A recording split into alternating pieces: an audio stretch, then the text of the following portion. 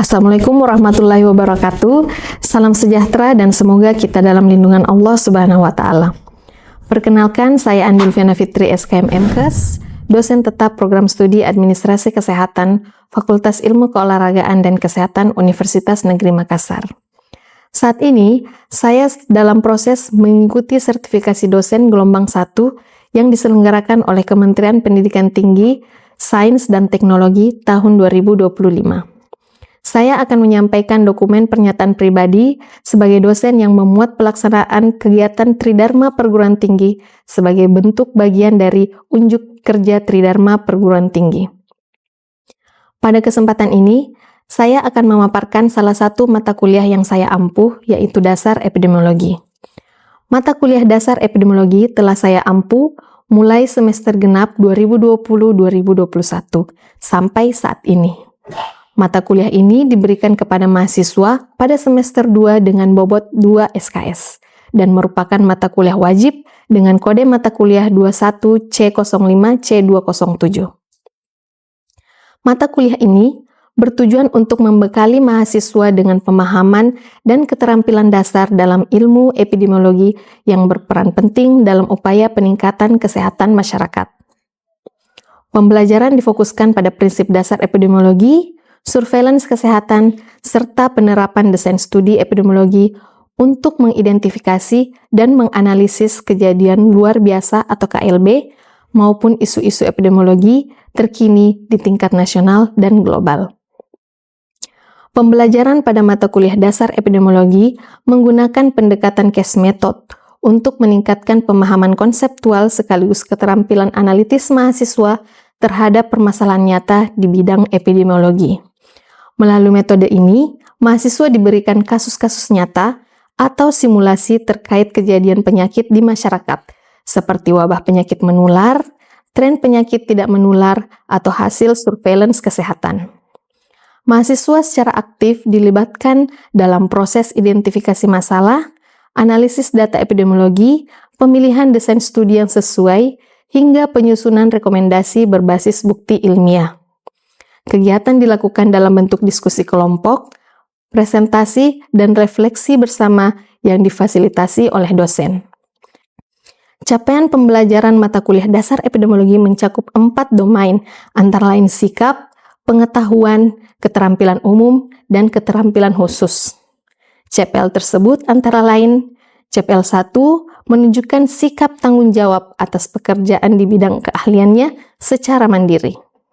CPL 2 menguasai konsep teoritis dan dasar-dasar bidang ilmu administrasi kesehatan.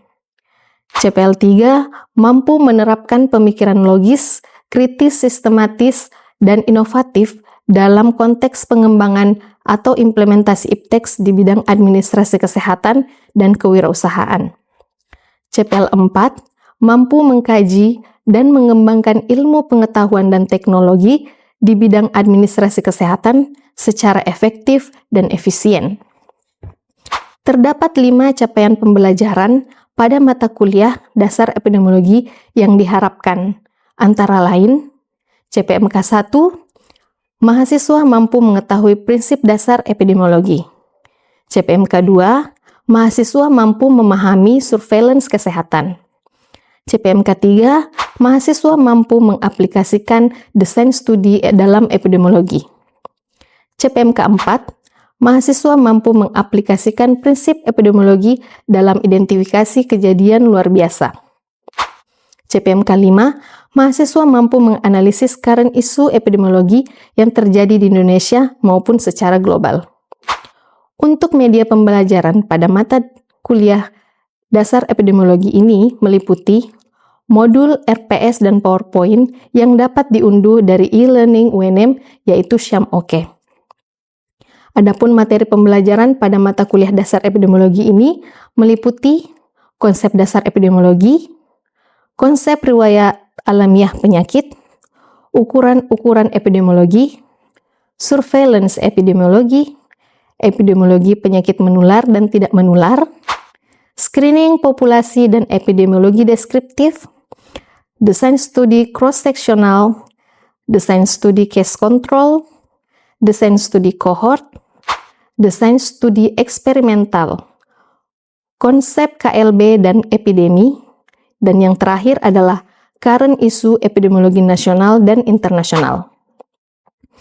Penilaian dalam mata kuliah dasar epidemiologi ini mencakup 4 komponen utama, yaitu tugas case study dengan bobot 50%, ujian tengah semester atau UTS sebesar 10%, ujian akhir semester dengan bobot 20%, serta tugas kuis dan keaktifan di kelas memiliki bobot 10%.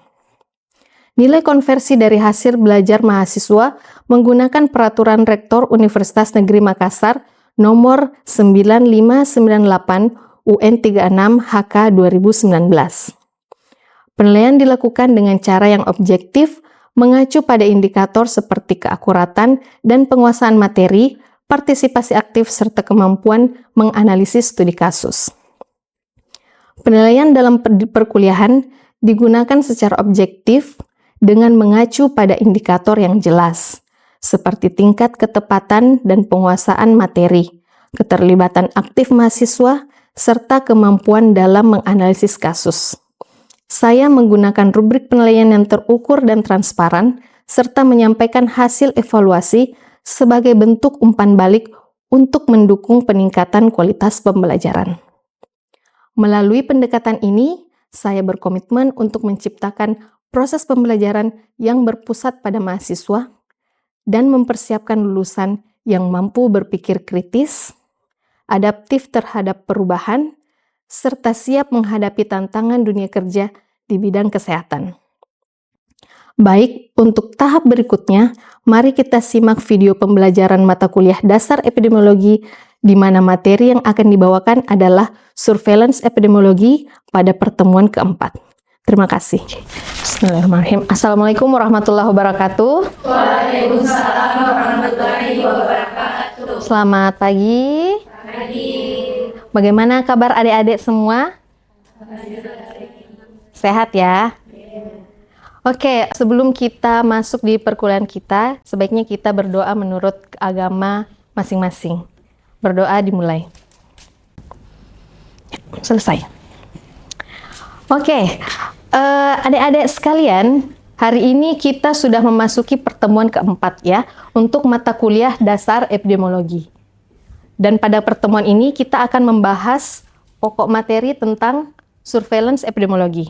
Ya, tapi sebelum kita masuk di pembahasan ini, terlebih dahulu kita akan review kembali apa-apa saja yang sudah kita pelajari pada pertemuan-pertemuan sebelumnya.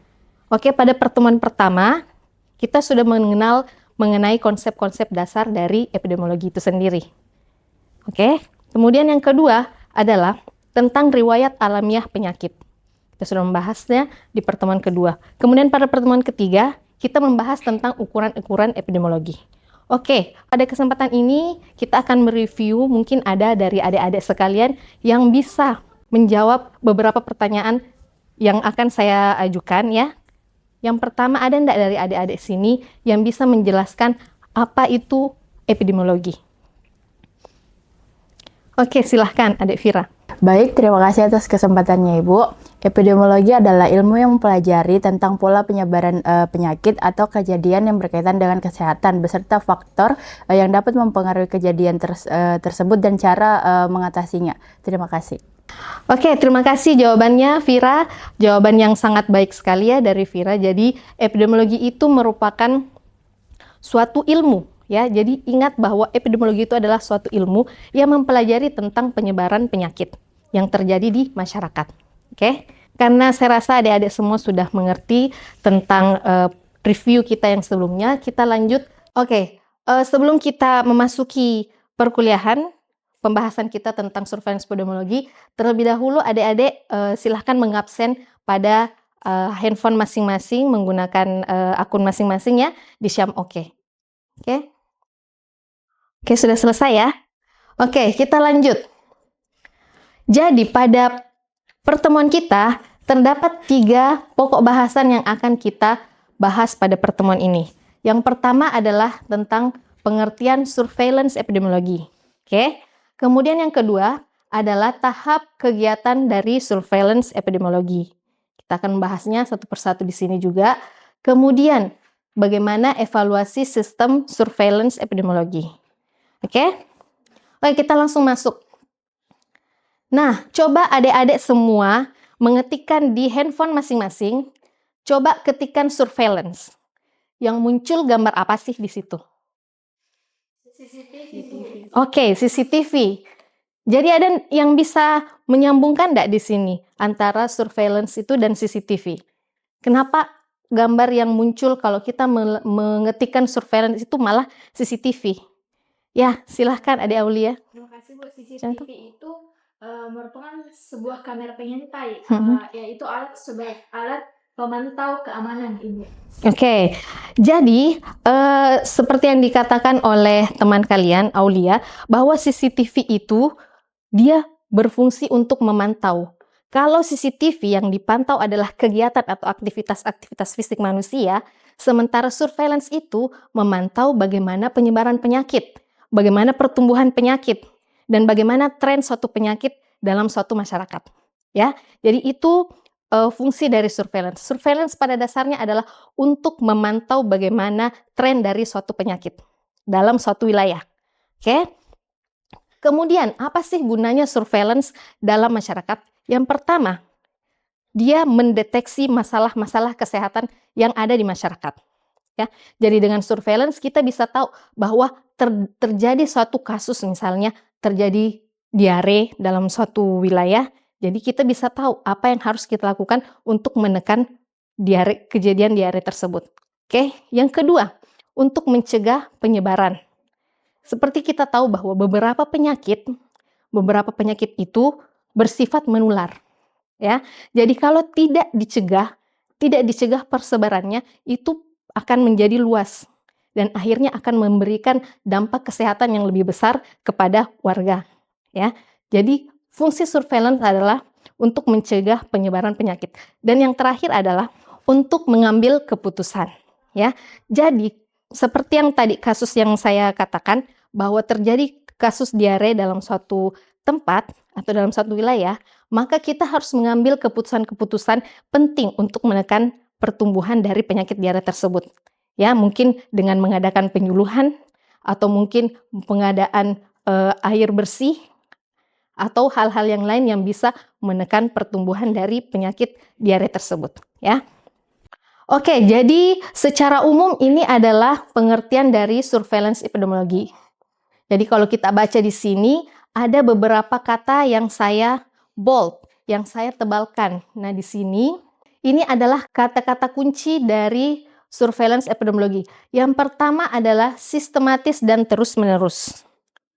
Ya, jadi surveillance itu dilakukan sistematis terus-menerus, maksudnya adalah dia tidak hanya dilakukan pada saat terjadi satu kasus saja, tapi dia dilakukan setiap saat, per minggu atau per bulan.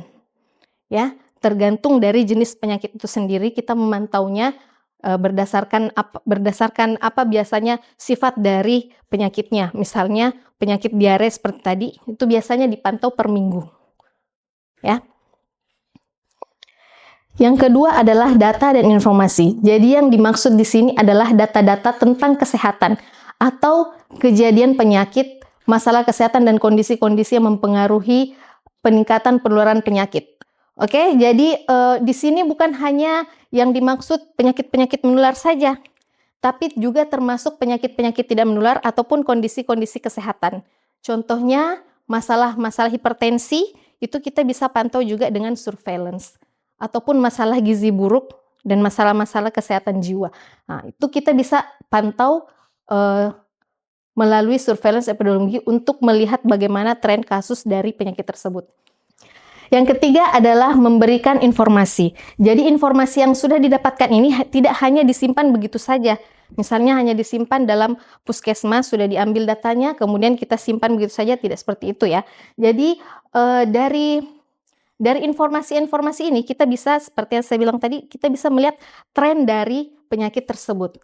Ya, kemudian dari tren tersebut kita bisa melakukan tindakan pengendalian dan penanggulangan secara efektif dan efisien. Ya, Jadi pengendalian dan penanggulangan ini kita sesuaikan lagi dengan bagaimana kasus itu sifat dari penyakit tersebut ya. Misalnya kayak penyakit diare, kita melakukan hal-hal untuk mengendalikan dan menanggulangi penyakit-penyakit diare tersebut ya. Oke, jadi selanjutnya adalah bentuk penyelenggaraan dari surveillance epidemiologi. Setidaknya kita tahu bahwa terdapat 2 bentuk penyelenggaraan dari surveillance epidemiologi. Yang pertama adalah berbasis indikator, kemudian yang kedua adalah berbasis kejadian. Nah, berbasis indikator ini contohnya penyelenggaraan surveillance AFP atau community based surveillance, kemudian surveillance gizi dan lain-lain. Sedangkan berbasis kejadian adalah menggunakan sumber data lain yang terstruktur, misalnya ada rumor atau kejadian KLB yang dapat diperkuat dengan uji laboratorium dan pemeriksaan penunjang lainnya. Oke, ada yang bisa recall enggak ini? Apa sih ini AFP? Kita ini sudah pernah bahas tentang AFP pada pertemuan kedua di konsep kejadian penyakit. Ada yang ingat enggak apa itu AFP? Oke, silahkan Adik Nabila. Baik Ibu, terima kasih atas kesempatannya. Jadi AFP atau kepanjangan dari Acute Flaccid Paralysis adalah sindrom klinis yang ditandai dengan kelemahan otot atau kelumpuhan yang terjadi secara tiba-tiba pada anak. Kondisi ini tuh bukan penyakit tunggal tetapi melainkan kelompok. Gejala yang disebabkan itu ada berbagai faktor termasuk infeksi virus, penyakit autoimun, dan kondisi lainnya Ibu. Oke, terima kasih Nabila atas penjelasannya. Jadi, sebenarnya Indonesia telah dinyatakan bebas polio oleh WHO pada tahun 2014. Namun, Indonesia belum dianggap sepenuhnya bebas dari risiko polio karena masih ada kemungkinan munculnya kasus polio yang berasal dari vaksin, ya. Jadi bisa berasal dari vaksin itu sendiri. Oleh karena itu, surveillance AFP ini dan kampanye imunisasi masih terus dilakukan sampai saat ini. Ya, jadi AFP ini memerlukan kondisi dan perhatian khusus karena dapat menjadi indikasi adanya virus polio yang masih beredar di masyarakat. Ya, oke. Tapi Bu, berdasarkan penjelasan tadi bahwa kemungkinan munculnya kasus polio akibat virus polio yang berasal dari vaksin itu sendiri. Nah, apakah ini menandakan bahwa vaksin polio itu berbahaya, Ibu? Terima kasih. Oke, pertanyaan yang sangat baik ya dari Aulia, dan ini juga merupakan pertanyaan yang sering muncul di masyarakat. Apakah dengan dilakukannya vaksin, maka kita juga akan bisa tertular? Karena virus itu berasal dari vaksinnya. Jadi tidak seperti itu ya. Vaksin polio terdiri dari 2. Ada yang yang sudah dimatikan dan ada yang dilemahkan. Nah, yang dilemahkan ini itu yang sering dipakai oleh puskesmas kepada balita. Ya, yang ditetes oral ya. Jadi virus ini dilemahkan dan dimasukkan dalam tubuh. Virus ini cukup untuk merangsang kekebalan tubuh dari anak. Ya, tapi tidak sampai menimbulkan penyakit. Oke. Namun pada saat vaksin itu masuk ke dalam tubuh, dia akan merangsang kekebalan tubuh dan akan bereaksi di usus dan pasti akan juga keluar melalui feses ya. Nah, dari sini itu bisa terjadi penularan apabila dalam suatu masyarakat cakupan imunisasi polionya itu rendah. Jadi virus ini bisa bermutasi, bisa menular dan akhirnya memberikan efek kepada anak yang tidak diberikan vaksin sebelumnya. Jadi dia tidak mempunyai kekebalan tubuh dan akhirnya berefek sampai terjadi lumpuh layu. Seperti itu. Jadi, vaksin itu tidak berbahaya. Kapan dia berbahaya? Kalau cakupan imunisasi dari polio itu sendiri rendah sehingga menularkan ke anak yang tidak diberikan vaksin polio. Ya, jadi beberapa negara sudah mengubah regulasinya dengan menggunakan vaksin yang sudah dimatikan. Ya, beberapa negara sudah melakukan itu karena risikonya akan menjadi lebih rendah daripada vaksin yang hanya dilemahkan saja. Ya, seperti itu Adik Aulia. Izin bertanya Ibu, apakah surveillance berbasis kejadian selalu harus menunggu adanya laporan dari masyarakat? Dan bagaimanakah jika sebuah kejadian tersebut ditemukan tetapi tidak dilaporkan secara resmi? Apakah masih bisa dianggap sebagai data surveillance? Oke, terima kasih atas pertanyaannya, Adik Mariam ya. Jadi tidak selalu surveillance kejadian itu harus menunggu laporan. Kadang-kadang kita juga sebagai petugas kesehatan itu harus aktif dalam mencari data, ya. Jadi datanya kita jemput sendiri. Biasanya petugas kesehatan itu, petugas surveillance itu memiliki jadwal-jadwal khusus untuk turun ke lapangan untuk mendata bagaimana keadaan dari suatu masyarakat. Kemudian pertanyaan keduanya tadi, informasi itu harus diverifikasi dan divalidasi dulu. Ya, jadi belum tentu bahwa kalau ada data yang disebutkan misalnya seperti rumor atau ada data dari sosial media ya misalnya yang muncul, terus kita langsung menyatakan bahwa itu merupakan data surveillance ya. Kita harus memverifikasi dulu dan memvalidasinya.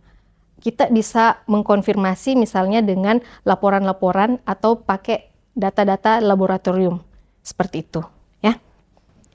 Oke, kita lanjut ke slide selanjutnya yang kita bahas tentang tahap kegiatan dari surveillance epidemiologi. Ya, jadi dari sini kita bisa lihat terdapat 4 tahap kegiatan dari surveillance epidemiologi. Yang pertama adalah pengumpulan data, yang kedua pengolahan data, yang ketiga analisis data, dan yang keempat adalah penyajian data. Oke, di sini saya memberikan pertanyaan ya. Menurut adik-adik semua di sini, dari keempat tahap ini, yang mana yang merupakan tahap paling penting dalam surveillance epidemiologi? Oke, silahkan. Menurut saya Ibu, tahapan yang paling penting itu pengumpulan data, karena kalau pengumpulan datanya terlambat, maka proses selanjutnya juga akan ikut terlambat Ibu. Oke, terima kasih. Jadi betul ya bahwa pengumpulan data ini merupakan tahap yang paling krusial dalam surveillance epidemiologi. Bukan hanya akan mempengaruhi keterlambatan data, tapi kualitas data itu sendiri juga akan mempengaruhi proses-proses selanjutnya. Karena kan kita mengumpulkan data kemudian kita analisis ya. Kalau datanya sudah kurang valid, jadi ini akan mempengaruhi proses-proses selanjutnya dan akhirnya data-data yang kita siapkan itu tidak bisa dipakai untuk mengambil keputusan ya. Nah, kalau kita lihat di tahap pengumpulan data ini dilakukan dengan aktif dan pasif. Ada yang bisa jelaskan nggak di sini? Oke, silahkan. Terima kasih atas kesempatannya Ibu. Baik, kalau secara aktif itu misalnya petugas puskesmas datang ke sekolah untuk melihat langsung ada tidak anak-anak yang mengalami diare atau demam. Kalau pasif itu sendiri yaitu laporan rutin dari puskesmas yang dikirim tiap minggu ke dinas, Ibu. Terima kasih. Oke, jadi sudah tepat ya tadi yang dikatakan oleh teman-teman bahwa pengumpulan data aktif ya namanya juga pengumpulan data aktif ya, artinya kita yang pergi untuk mencari datanya. Biasanya ada petugas yang memang ditugaskan untuk mengumpulkan data secara aktif. Sementara data-data pasif itu biasanya dari kunjungan pasien di puskesmas dan data-data itu yang nantinya akan dilaporkan langsung ke dinas kesehatan ya. Oke, jadi kita sudah melihat ya dari pengumpulan data aktif dan pasif, kemudian pengolahan data. Biasanya yang melakukan pengolahan data itu adalah petugas yang memang sudah ditugaskan untuk mengolah datanya ya. Jadi petugas pengolah data itu akan melakukan perekaman data, validasi, pengkodean atau transform, dan pengelompokan berdasarkan orang, tempat, dan waktu, seperti trias epidemiologi ya. Kemudian selanjutnya adalah analisis data. Nah, analisis data ini bisa dilakukan secara deskriptif dan analitik ya. Oke, selanjutnya di sini ada sumber, jenis, alur data, dan cara pelaporan. Di sini sumber data dari surveillance itu jadi ada banyak ya sumber data dari surveillance itu sendiri. Yang pertama tentu saja data dari puskesmas ya. Jadi kita tahu bahwa puskesmas itu pasien datang setiap hari, jadi dari situ juga dikumpulkan data-datanya. Begitu juga di rumah sakit ya. Kemudian ada juga hasil penyelidikan epidemiologi. Hasil penyelidikan epidemiologi ini biasanya dilakukan pada saat terjadi KLB. Oke. Kemudian ada juga data-data laboratorium dan ada juga program lintas sektor. Biasa juga sumber data dari surveillance itu berasal dari hasil-hasil survei, ya. Kemudian jenis-jenis data surveillance epidemiologi. Jadi ada data kesakitan, termasuk data kematian juga, demografi, geografi, penyelidikan epidemiologi, dan juga data-data lingkungan. Kenapa data-data lingkungan ini? Banyak penyakit yang itu bisa dipengaruhi oleh keadaan lingkungan, ya. Suatu penyakit bisa langsung tercetus, langsung terjadi KLB karena ada perubahan yang signifikan pada lingkungan. Kemudian alur dan cara pelaporan. Pelaporan itu bisa dilakukan ke Fasiankes, ya, bisa juga menggunakan format yang ada, dan ternyata juga bisa melalui WhatsApp, ya. Sekarang itu kita bisa, petugas kesehatan bisa melakukan pelaporan melalui WhatsApp. Jadi biasanya ada format yang sudah diketahui oleh para petugas kesehatan dan dia akan melaporkan misalnya ke dinas kesehatan bahwa ada terjadi KLB di daerah A misalnya. Jadi Fasiankes itu bisa melakukan tindakan preventif untuk mencegah terjadinya lonjakan kasus yang lebih tinggi lagi. Oke? Kemudian evaluasi sistem. Setidaknya ada 2 evaluasi pelaksanaan, evaluasi dari surveillance epidemiologi. Yang pertama adalah evaluasi pelaksanaan dan yang kedua adalah evaluasi data dan analisis. Oke, kita masuk ke evaluasi pelaksanaan. Jadi, dari pelaksanaan surveillance epidemiologi itu sendiri, terdapat 3 item yang harus kita evaluasi ya dari surveillance epidemiologi. Yang pertama, kelengkapan laporan. Jadi data-datanya itu harus lengkap dan juga harus tepat. Karena dengan kelengkapan laporan data-data itu misalnya data mencakup data umur, jenis kelamin, dan kita bisa melakukan intervensi yang tepat untuk suatu kejadian penyakit. Begitu juga data-data itu harus tepat, ya. Indikator kinerja surveillance dan lainnya yang ditetapkan pada masing-masing program. Terkadang ada surveillance yang dia itu menetapkan indikator-indikator tertentu pada surveillance yang dilakukan. Misalnya surveillance AFP yang seperti tadi ya, polio. Jika terdapat satu saja kasus polio dalam satu lokasi, maka itu sudah disebutkan terjadi KLB, ya, seperti itu. Oke, evaluasi data dan sistem. Analisis surveillance di tingkat puskesmas minimal dengan analisis sederhana, analisis deskriptif yang mencakup waktu, tempat, dan orang. Oke, jadi ada yang bisa menarik kesimpulan dari pertemuan kita. Setidaknya ada 3 poin utama yang kita ambil dari pertemuan ini. Ya, silahkan, Dek. Baik Ibu, kesimpulan yang bisa kami ambil adalah jadi surveillance epidemiologi adalah pemantauan sistematis dan berkelanjutan terhadap penyakit untuk mendukung tindakan pencegahan dan pengendalian. Lalu ada beberapa tahap kegiatannya yaitu pengumpulan data, pengolahan data, analisis data, penyajian data, dan umpan balik. Lalu evaluasi itu dilakukan untuk menilai kelengkapan, ketepatan waktu, kualitas analisis, dan pemanfaatan data surveillance secara efektif.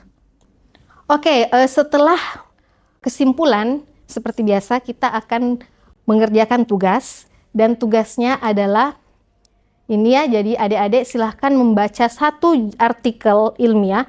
Bisa artikelnya artikel nasional ataupun artikel internasional yang pastinya membahas tentang surveillance epidemiologi.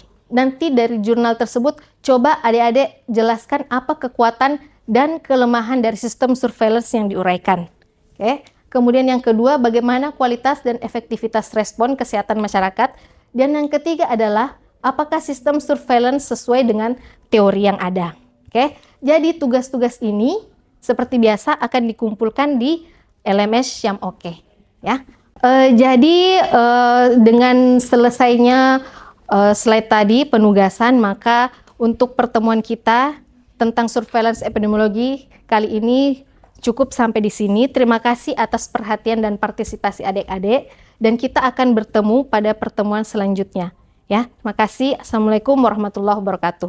Waalaikumsalam warahmatullahi wabarakatuh.